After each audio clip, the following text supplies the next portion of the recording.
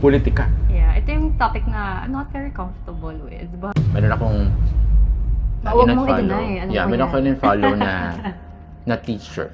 Oh! Yeah. This is Modern Tribe. Modern families, timeless principles. In this special episode of Modern Tribe, we'll talk about politics. Mainit-init pa. Pulitika. Yeah, ito yung topic na I'm not very comfortable with. But let's give it a try. Yeah. I understand you're not that comfortable because, yeah, there are a lot of frictions when it comes to politics. Meron kang incident in which yung friends mo, different yung candidate niya or preference niya. Tapos parang may friction sa inyo because of that. Yes, parang this happened 3 times and I learned a lot from Talaga. those experiences. Tell us more about it. It used to be very fun. Like in school, I used to be very vocal about my preferences, my candidates, and tayong dalawa, di ba? When we were in school, especially in college, we were involved in politics. Right.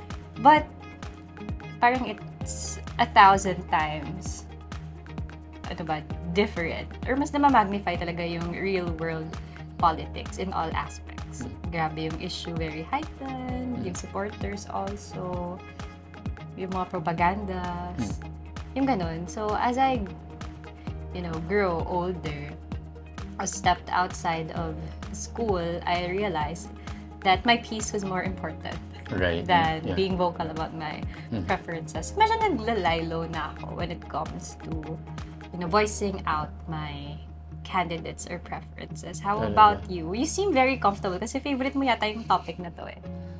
Well, when I was younger, yung elections very crunchy and for me.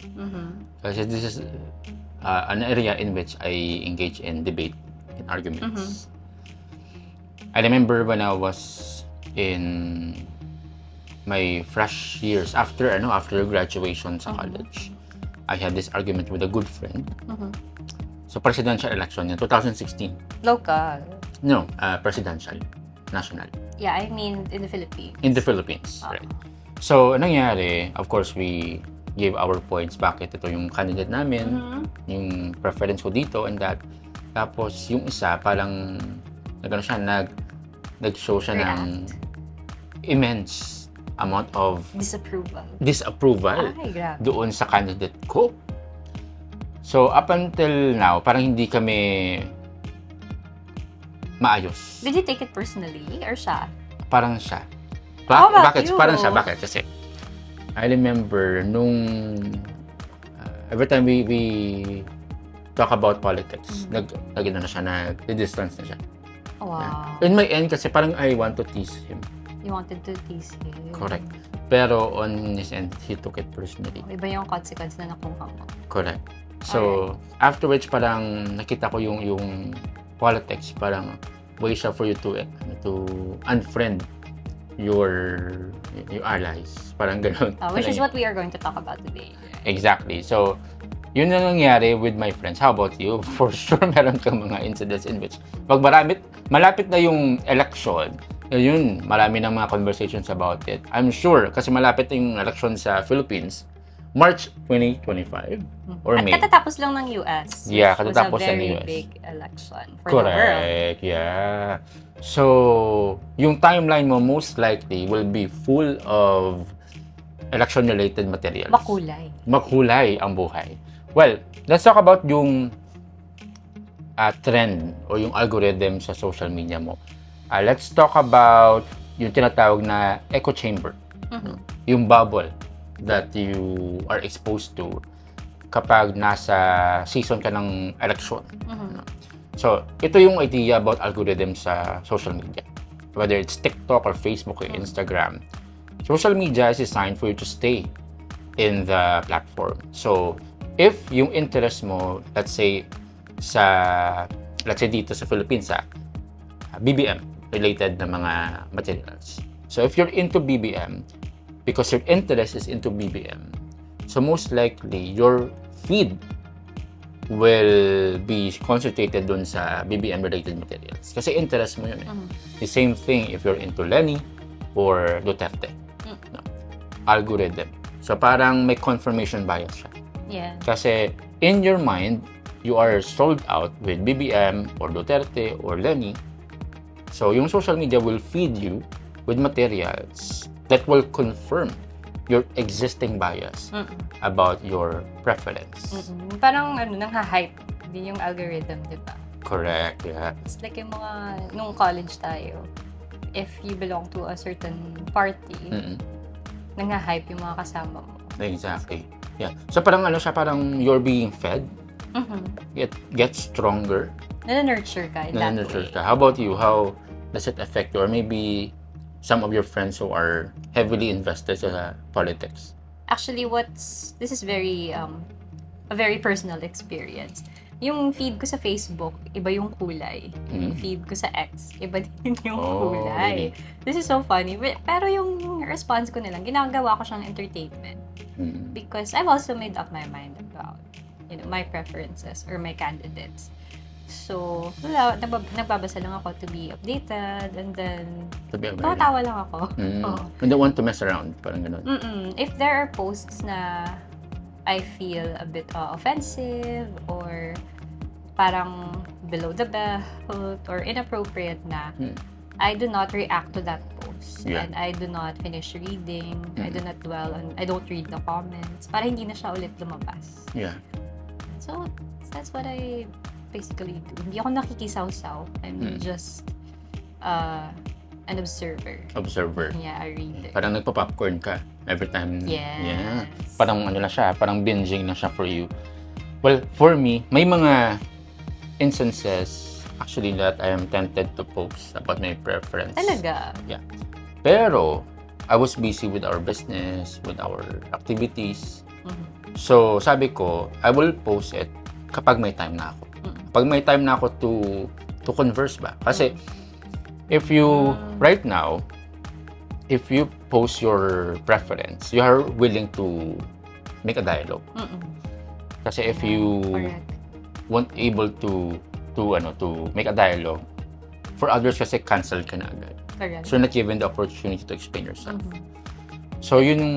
Either way, meron naman kasing iba na, like me, they've made up their mind already. So, kahit ano pang argue mo, diba? Kahit ano pang dialogue, or conversation that you will engage in, to share your points, ibabash ka lang talaga. Ibabash ka lang. Kapag yung other side is open to conversation, yun yung maganda. I'm into it. Especially kapag in person, Kasi kapag social media, you're prone to disagreements. And bullying. And bullying. So that's my principle right now. I want to protect my peace of mind. But if the time calls me to be vocal, I'll be smarter, I think, with my choices as to not to create disagreements with my friends, especially. No.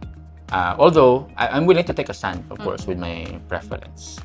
But I don't want to... Alam mo yung disagreements, hindi ka pa nabigyan ng opportunity to explain. Yeah. Right? Yun yung toxic. Yeah. Yun yung toxic. And also, kasi yung preference mo sa candidate mo is also a matter of personal preference. When you're attacking someone's candidate, you're attacking the person who, take a stand on that candidate. Tama? Oo. So, yun yung part in which people don't understand. We have friends who have different views. So, how do you approach that? Oh, it's funny. Actually, hindi ko naman dinedeny kung sino yung yung preference ko. Or sometimes I haven't made up my mind yet. So, yun yung sagot ko in, certain seats, for example. But I usually don't deny. Sometimes I subtly post, my preferences, giving hints sa mga tao. But what's funny is that nobody dared to ask kung sino yung i-vote ko. Talaga. That's so funny.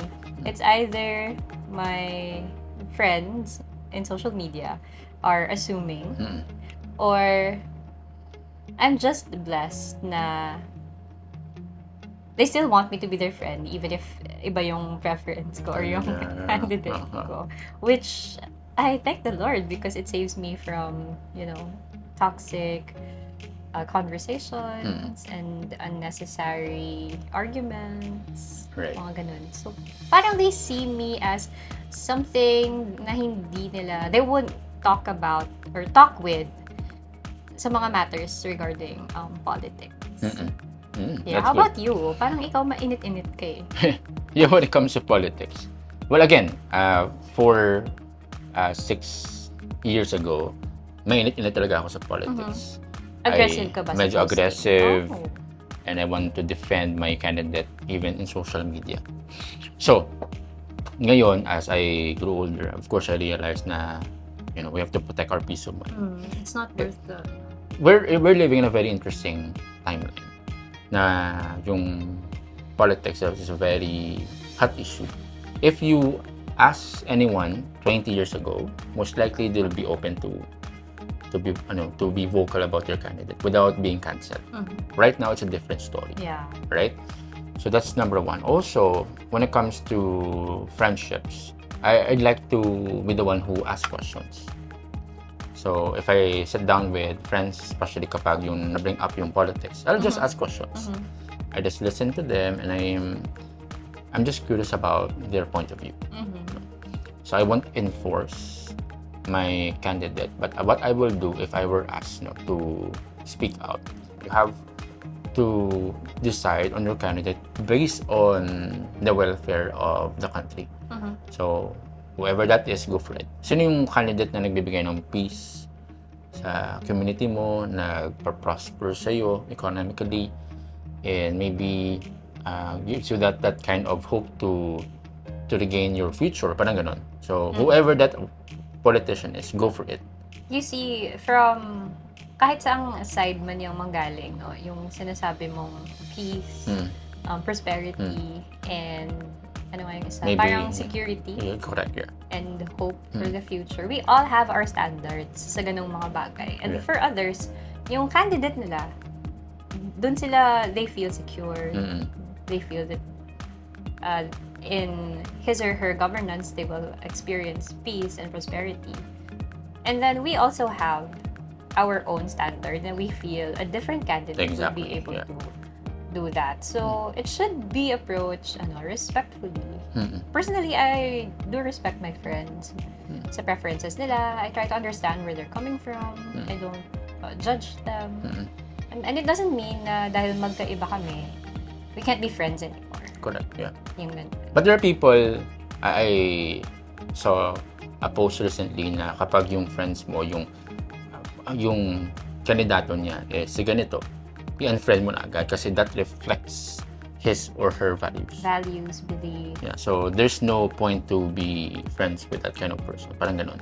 Yeah, but it depends sa kanila. Ako kasi I see that as just one aspect of that person. Yeah. And marami talagang factors that affect their preferences. Yeah. Politics is not their whole life. Correct. Yeah. It's not our whole life. So, imagine yung parents mo, itatakwil mo ba sila dahil iba yung candidates nila? Given na they loved you unconditionally, Yeah. ganun. Yeah. So, those things that you have to be bigger than these things. I'm not saying these things are petty. These are important. But just try to weigh if, which is more important, your friendship or the election. Exactly. Because yeah. right after the election, what's going to happen? Are you still going to continue with your with your rift? Diba? Kapag nanalo yung candidate niya, for example, so anong gagawin mo? If nanalo yung candidate mo, anong gagawin niya?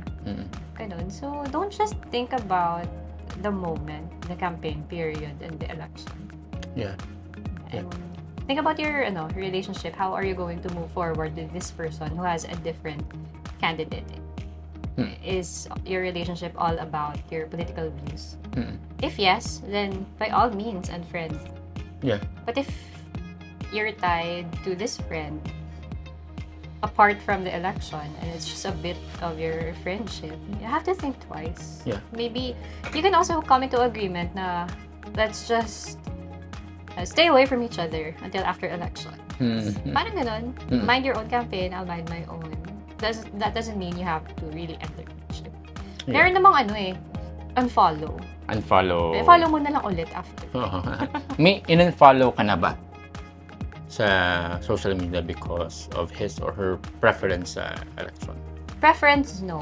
But toxicity in posting because of their preferences, yeah, I can count lang naman. But it's not really because of their preferences. Kasi pag ganun, siguro yung friends ko marireduce to just 1,000 sa Facebook. Correct. But you get what I mean, right? Yeah. So willing ka to Unfollow that toxicity, not the person. Yes. Correct, right? Yeah. I don't want to see all negativities sa feed. Wow, that's deep. Yeah. So I think we have to separate, yung idea ng preference niya to the person. Yes. I think that takes a lot of understanding din. Pero of course, yung election kasi, yung preference mo is deep if you are leaning towards the left. Most likely yung values mo are into the progressive ones, the democracy, yung leaning. Yung sa right naman is into conservative values, traditionalist. Deep ingrained siya sa tao. That's why some people are prone to misunderstanding if they attack the candidate. Tama, kasi it's deep ingrained eh. Yeah, but what about those na walang pakialam? Oh, exactly. Yeah, may It mga also cases. reflects their values, diba? Yeah. But sometimes they just appear na wala silang pakialam, but they also have, may paninindigan din sila, pero they just don't want to waste time talking to people about politics. Same. Right? Same, So right. you can't just categorize the tao based on their candidates. Correct. Yeah. I like what you said na you're willing to unfollow kasi you want to protect your peace of mind. Yeah. That toxicity. Nakarelate ka ba? Meron ka bang mga in-unfollow? May in-unfollow ako, yes. Parang nang-block ka yata eh. Joke lang. Well, yung mga, number one, yung mga nakikita kong nagpo-post ng malaswa. Okay. That's number one. Meron yan. Yeah. And I usually unfollow or block para ma-protect ko din yung peace of mind ko. Kasi magulo na nga utak ko. May mga malalaswa regarding the election. Hindi, aside from the election. So I Okay. usually block that. Tapos, yung mga sa politics, parang meron akong Huwag mong in-unfollow. i-deny. Alam ko Meron yan. akong in-follow na teacher. Oh! Yeah, sino kaya yun? Kasi parang lahat ng negative andun sa post niya. Pero kasi yung circle natin, ang dami-daming teachers, hindi nila malalaman kung sino. Correct, yeah. Anyway. So again, nothing personal, pero I just want to protect my peace of mind. Yeah. So, okay. Now, when it comes to politics, how do you decide your candidate? Ay, may bonus question. Bonus question to. Yeah. Ay, ang hirap. Siyempre, it takes research. Yeah. And then, the platform of the candidate. And then, yung mga pinaglalaban niya. If pro, ganito siya or ganyan. And I also believe in those. Although, I have to say, there's no single candidate na gustong-gusto ko yung whole package. Yeah. There's always a red flag with the candidate na I pick. But I choose kung saan ako makaka-resonate more. And yun nga yung sinabi mo, where I feel more secured. And gusto ko sa candidate yung lumalabas yung totoong kulay niya. Yeah. But does his job well. And importante din sa akin yung foreign relations. Isa yan sa important na tinitingnan ko. I don't want a candidate na puppet na appears to be this and that, but deep inside, or hindi naman deep inside, no? But there's something behind the facade. Correct. Or the image. Yeah. Because ang gulo na talaga ng ng mundo. Ang gulo ng Pilipinas. And yung mga kaguluhan na lumalabas sa media that's just the tip of the iceberg. Yeah. I believe maraming nako-conceal ang media. And even ang media, hindi sila walang kinikilingan for me. Yeah. Even they have their preferences. Correct. That's my observation. So yun, yung mga kinoconsider ko, I want to dig deeper, a little deeper than the tip of the iceberg. And I listen to, let's say, dialogues, and I'm open to conversations with people who know better than I do. Yeah. I love listening to people since I cannot, give myself a big chunk of time just to research on my candidates. So, usually, yung mga people who I find credible, I listen to them. Yeah. But I also do my research about their claims. Right. Yeah, but my inner circle is a big factor ng preferences Yeah. ko. Yeah.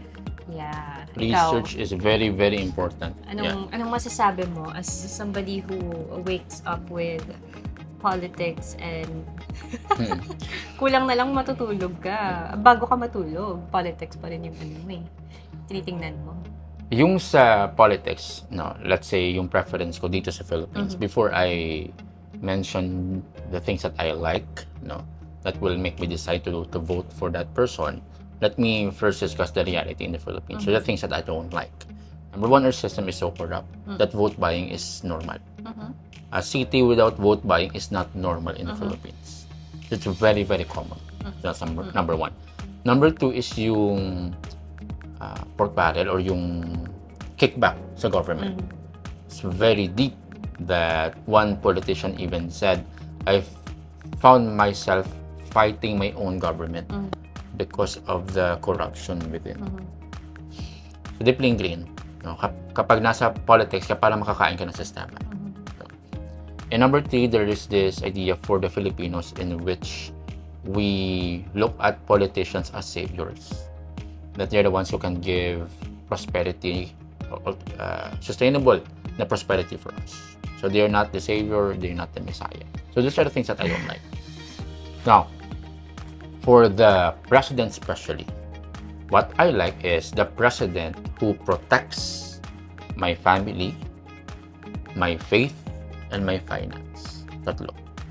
So, I do acknowledge that the president cannot give me the success in these areas. They may open doors, Yes. but they're not the one who will, open the door for me. I have to decide to take on the step. So, freedom na meron tayong religion. So, faith, very important yan. Dapat hindi siya enforce. Yung finances, of course, dapat may background yung presidente when it comes to economy, diplomacy, treaty, foreign relations, anything that will make our city or nation prosper. Tsaka, of course, yung family. So, yung rights natin, traditional values sa mga pamilya. Wow. I want the president to protect these values. There are many, many things, of course. So, dito sa Modern Tribe, we want you to be exposed not just to the trends, but also to values that are timeless. So if you have anything in mind, maybe a question or a suggestion, feel free to comment, and it means the world to us if you like and subscribe this page, because in that way you are helping us grow and then invest more time in this little page that we have. Again, this is Modern Tribe, helping modern families Embrace timeless values.